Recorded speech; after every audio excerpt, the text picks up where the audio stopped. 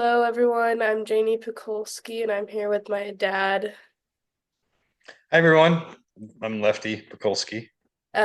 Today we'll be speaking about the Polish food, pierogies, which is an European dish. I have a few questions for my dad today. Um, the first one being, what culture group does this food come from?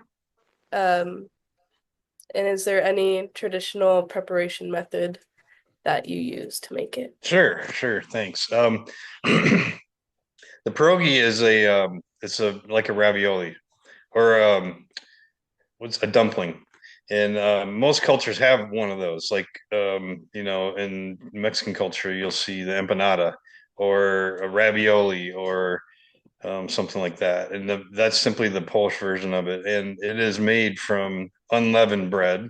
That's bread with no yeast, and it's a pocket.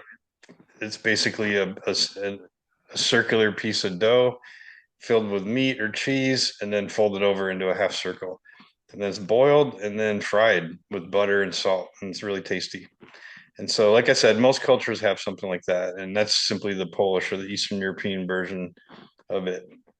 Um, the making of the pierogies is an event. It's a family event, and in my family, my grandma would call her daughters and sometimes the granddaughters or maybe the aunts from the other side of the family, and they would open bottles of wine, and it would be all of them working in the kitchen essentially all afternoon. They would work so long they would make hundreds of those so that they could feed the whole family. So it was quite an event for grandma to say it's time to make the pierogies, and we all looked forward to that because we knew we were going to get a bag with 20 or 30 of these things that we could eat for the next few nights or the next week or so. So it was kind of a cool tradition that happened maybe twice a year, three times a year, something like that.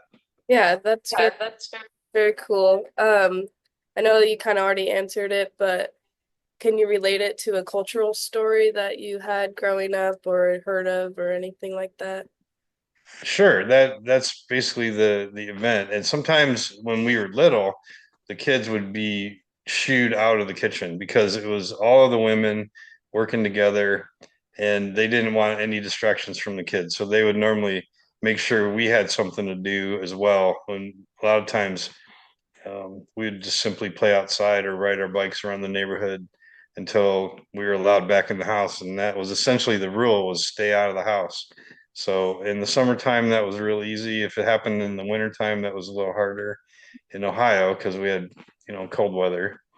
But I do have fond memories of those weekends. They would normally happen on a Saturday.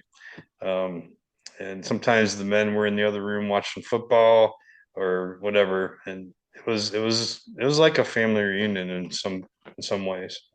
And like I said, we all looked forward to when they were done so we could eat them because they're very tasty. My grandma made them with cottage cheese, but they can be made with mashed potatoes inside or chopped up meat.